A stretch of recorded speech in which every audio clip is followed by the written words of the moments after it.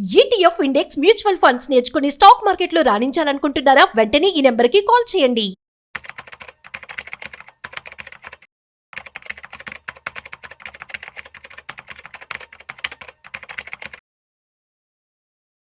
ఐదు సంవత్సరాలు ₹1,00,00,000 వస్తే బాగుంటుంది కదా.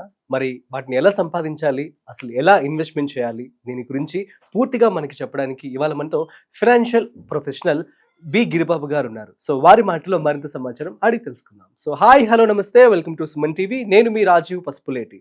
So let's start. So hi sir, namaste. Namaste అండి. సార్, యాక్చువల్లీ 5 సంవత్సరాల్లో ₹1,00,00,000 సంపాదించడం సాధ్యమేనా? తప్పకుండా సాధ్యమవుతుంది.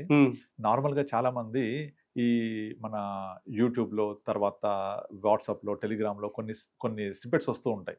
మీరు తొందరగా కోటీశ్వర్లు అయిపోండి, తొందరగా కోటి లైక్ సంపాదించండి, ఇన్ఫ్లుయెన్సర్స్ మార్కెటింగ్ చేస్తూ ఉంటారు. అయితే అవి చూసి నా దగ్గరికి ఎవరైనా అడిగితే నేను చెప్తూ ఉంటాను, కరెక్టే వాళ్ళు చెప్పినట్టుగా మీరు కోటీశ్వర్లు అయిపోవచ్చు. అంతెందుకు, కనీసం అట్లీస్ట్ మీరు ఒక లక్షాధికారి కూడా అవ్వచ్చు. కానీ ఒక కండిషన్, ఒక లక్షాధికారి అవ్వడానికి ముందు మీరు కోటీశ్వర్లు అయి ఉండాలి. మీరు కోటీశ్వర్లు అయితే డెఫినెట్లీ ఇవన్నీ ఫాలో అవుతే మీరు లక్షాధికారి అవ్వడం ఖాయం. అర్థమైందా? మంచి సెటైర్ వేస్తున్నారు సార్. అయితే అది కోటీశ్వర్లు అవ్వడము ఎంత ఈజీయో డిఫికల్ట్ కూడా. అవును. ఇప్పుడు సపోజ్ ఫర్ ఎగ్జాంపుల్ మీరు ఎక్సెల్ తీసుకొని నార్మల్గా మనం 15 years 15% రిటర్న్ వస్తూ ఉంటే 15,000 per month చేస్తే ఈజీగా కోటీశ్వర్లు అయిపోవచ్చు. 1 crore జనరేట్ అవుతుంది కార్పస్ అని చాలా సార్లు చెప్పాము. అది అందరికి తెలిసిన ఫార్ములా కూడా, రూల్ 15 అంటారు దీన్ని. అయితే ఎంతమంది రూల్ 15 ఫాలో అయ్యి కోటీశ్వర్లు అయినారు అంటే you can count on finger tips. So normal గా చాలా మంది నేను చిట్టి వేసి మా అమ్మాయిని పెళ్లి చేశాను, చిట్టి వేసి లేకపోతే ఇల్లు ల్యాండ్ కొని మా అబ్బాయిని పై చదువు చదివించాను, విదేశాలు పంపించాను, లేకపోతే ఇల్లు కట్టాను అని చెప్తుంటారు. కానీ ఎవరు కూడా స్టాక్ మార్కెట్ లో పెట్టి సంపాదించి నేను మా అబ్బాయికి లేకపోతే మా అమ్మాయికి లేకపోతే నేను ఒక ఇల్లు కట్టడం ఎవరూ చెప్పంగా మనం చూసుండము. అంటే ఒక స్టాక్ మార్కెట్ ఒక వైపు ఏమో ఇలాంటి నెగటివ్ కామెంట్స్ కి ఊతమిస్తూ ఉంటుంది.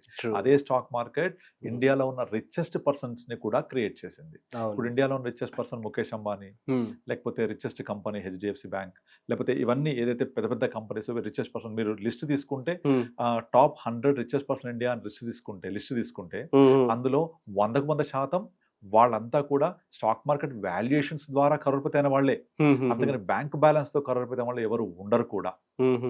బట్ అదే స్టాక్ మార్కెట్ ఒక రెండో పక్క ఏం చూపిస్తోంది, భిక్షాధికారం చేసే వాళ్ళని, నష్టపోయే వాళ్ళని, పొద్దున్నేస్తే నెగిటివ్ కామెంట్స్, కుప్పకూలిన స్టాక్ మార్కెట్, ఇజ్రాయెల్-ఇరాన్ యుద్ధం వల్ల ఇంత మదుపరుల సంపద ఆవిరైపోయింది అని చెప్పే కూడా చూస్తూ ఉంటాం. అంటే ఇక్కడ మనం రెండు చూస్తున్నాం.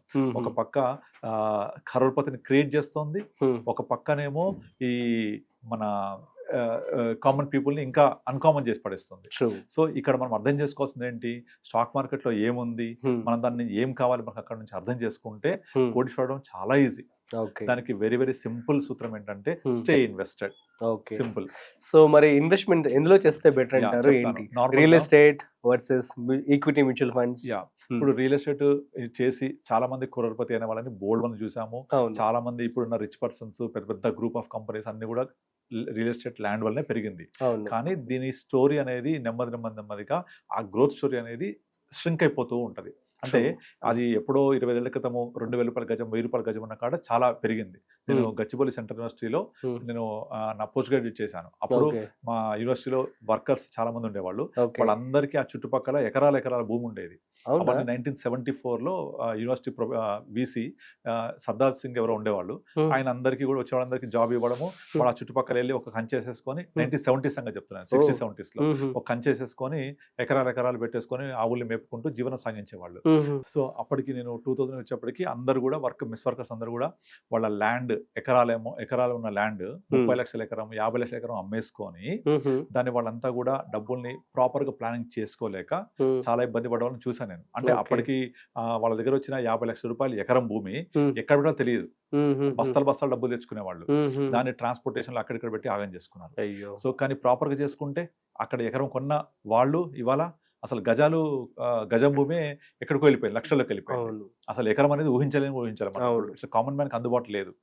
బట్ అలాంటి రియల్ ఎస్టేట్ అందరినీ కరోడ్పతి చేసిందా అంటే ఎస్, ఆ లెవెల్లో కొన్న వాళ్ళకి చేస్తుంది. అట్లాగే ఎప్పటికప్పుడు మనము కొత్త వాల్యుయేషన్స్ ఏవి జనరేట్ అవుతున్నాయి, ఇప్పుడు ఎక్కడ అండర్ వాల్యూ ఉన్నాయి అది వెతుకుంటూ వెళ్ళాలి. ఓకే. అది వెతుకుంటూ వెళ్తే డెఫినెట్లీ ఇప్పుడున్న ఏరియాలో ఎక్కడ ఇన్వెస్ట్ చేస్తే పెరుగుద్ది అలా చూసుకోవాలి. ఇప్పుడు అది తెలియనప్పుడు ఫర్ ఎగ్జాంపుల్ ఇప్పుడు మీరు స్టాక్ మార్కెట్ తీసుకోండి. స్టాక్ మార్కెట్ లో మంచి వాల్యుయేషన్స్ ఉన్న కంపెనీస్ కొనుక్కొని వెయిట్ చేయాలి. మనం ఎంతకాలం వెయిట్ చేయాలి? ఆల్మోస్ట్ ఆల్ ఒక జర్నీ దాంతో పాటుగా చేస్తూ ఉంటే మనం గ్రో అవుతాం. ఫర్ ఎగ్జాంపుల్ ఇన్ఫోసిస్ 1990s లో పబ్లిక్ ఇష్యూకి వచ్చినప్పుడు జస్ట్ 10,000 రూపాయలు పెట్టి వదిలేస్తే ఓన్లీ వన్ టైం ఇవాళ కనీసం హీనపక్షంలో 6-7 కోట్లు ఉంటుంది. అండ్ 2007-8 ఆ టైంలో బజాజ్ ఫినాన్స్, బజాజ్ ఫిన్సర్వ్ స్టాక్స్ 10 రూపాయలు 50 రూపాయలు లోపలే ఉండేవి. ఎంతమంది కొన్ని హోల్డ్ చేస్తున్నారు? అలా హోల్డ్ చేస్తుంటే వాళ్ళ పరిస్థితి ఏంటి? ఎక్కడికి వెళ్ళిపోయేది కదా. సో ఇవన్నీ కూడా మన కళ్ళ ముందు కనపడుతున్న ఎగ్జాంపుల్స్. మరి ఎంతమంది ఈ ఎగ్జాంపుల్స్ ని రియల్ టైమ్ గా చేసుకున్నారు? రీసెంట్ గా మనం చూసాం జేఎస్డబ్ల్యూ కంపెనీలో 1 lakh పెడితే 80 crores అయిందని. ఎంఆర్ఎఫ్ షేర్స్ మా తాతయ్య చనిపోయాక దొరికాయి మాకు, అవి ఎన్ని కోట్లు ఉన్నాయని. ఇవి చాలా ఎగ్జాంపుల్ చూసాం. నిజం కూడా అవన్నీ. కనుక కోటీశ్వరం ఎంత ఈజీయో అంత టఫ్. సింపుల్ గా మీరు ఇప్పుడు 5 years కోటీశ్వరుడు ఇవ్వడం ఎలా అని అడిగారు కదా, ఏమీ అవసరం లేదు. నెలకు 1 lakh రూపాయలు చొప్పున ఎస్ఐపి చేస్తూ పోతే, నెలకి 1,00,000 రూపాయలు చేస్తూ పోతే మీకు ఒక 15-16% జనరేట్ చేసింది అనుకోండి, ఆటోమేటిక్ గా 5 to 6 years లోపల 1 crore అయిపోతుంది. కానీ 1,00,000 రూపాయలు సేవ్ చేసే కెపాసిటీ ఉండాలంటే మీరు ఎంత సంపాదించాలి? ఎగ్జాక్ట్లీ కదా. మీరు ఎంత సంపాదిస్తే 1,00,000 రూపాయలు సేవ్ చేయగలుగుతారు? డెఫినెట్లీ అంతకంటే ఎక్కువనే సంపాదించాలి. అంటే 1,00,000 రూపాయలు సేవ్ చేస్తే మీరు మినిమం మీ ఇన్కమ్ 2 lakhs ప్లస్ ఉండాలి మంత్లీ ఇన్కమ్ కదా. కనుక నేను కోటీశ్వరం ఈజీయా అంటే ఈజీనే, కానీ దానికి మన దగ్గర ఉన్న అర్హత ఏంటి, మన దగ్గర ఉన్న కెపాసిటీ ఏంటి, అర్హత అంటే నా ఉద్దేశంలో కెపాసిటీ ఏంటి అనేది. సో అంతేగాని నా దగ్గర ఉన్నది చారణ మురిగి బారా మసాలాగా ఉన్న ప్రతిదీ నేను సేవ్ చేసేస్తాను, తినకుండా బట్టలు వేసుకోకుండా నేను అంతా సేవ్ చేసేసి కోటీశ్వరం అయిపోతా అంటే ఏం చేస్తారు తర్వాత? సో మనము ఒక ప్రాపర్ ప్లానింగ్ చేసుకొని నా కంఫర్ట్ లైఫ్ కి తగ్గ అమౌంట్ నేను జనరేట్ చేసుకుంటా. Comfort life, this is very very important. నేను, నా కుటుంబము, నా పిల్లలు చక్కగా చదువుకోవడానికి, మంచి జీవితం జీవించడానికి, హ్యాపీగా నిద్రపోవడానికి నాకు కావాల్సిన డబ్బులు సమకూరాలంటే నేను ఏం చేయాలి? సేవ్ చేయాలి, ఇన్వెస్ట్ చేయాలి. ఇన్వెస్ట్ చేసింది పెరుగుతూ ఉండాలి. ఎంతకాలం చేయాలి, ఎంత చేయాలి, ఎలా చేయాలి? ఒక ఫైనాన్షియల్ అడ్వైజర్ ద్వారా వెళ్తే ఇంకా బెటర్గా మనం ప్లాన్ చేసుకోవచ్చు. సో ఇవన్నీ చేసుకుంటే డబ్బులు సేవ్ చేయడం స్టార్ట్ చేసే ప్రతి ఒక్కళ్ళు కరోడ్పతి అయినట్టే నా దృష్టిలో. సో ఇప్పుడు ఫర్ ఎగ్జాంపుల్ నార్మల్గా మనము చాలా మందిని చూస్తూ ఉంటాము. సో ఒక వ్యక్తి ఒక 3 లక్షల రూపాయలు సంపాదిస్తున్నాడు అనుకో నెలకి శాలరీ రూపంలో, కానీ ఏం సేవ్ చేయట్లేదు. ఆ 3 లక్షల్లో 1,67,000 రూపాయలు ఈఎంఐ పోతుంది, ఒక 40,000 రూపాయలు కార్ లోన్ పోతుంది, పిల్లల ఎడ్యుకేషన్, మెయిడ్ ఎక్స్పెన్సెస్, మెయింటెనెన్స్, ఇక్కడికే దగ్గర నెల తిరిగేసరికి 2.95 lakh వెళ్ళిపోతుంది. ఒక ఎగ్జాంపుల్ ఇది. ఏం మిగలదు చివరి వచ్చేప్పటికి. మళ్ళీ చివరి 10 రోజులు క్రెడిట్ కార్డ్స్ తో బతకాల్సిందే. ఇన్ కాంట్రాస్ట్ టు దట్ ఒక వ్యక్తి 50,000 రూపాయలు శాలరీ వచ్చి అందులో ఒక 5-6 రూపాయలు సేవ్ చేసుకోగలిగితే ఎవరు రిచ్ అవుతారు? ఇద్దరిట్లో సేవ్ చేసుకున్న వాళ్ళు రిచ్. బట్ అతను 50,000 శాలరీ కానీ సేవ్ చేస్తున్నాడు. So savings only make you rich, not the only earnings. Earnings ఒకటి రిచ్ చేయదు మిమ్మల్ని. Money management, how much you save, how much you trying to create a wealth will only make you rich.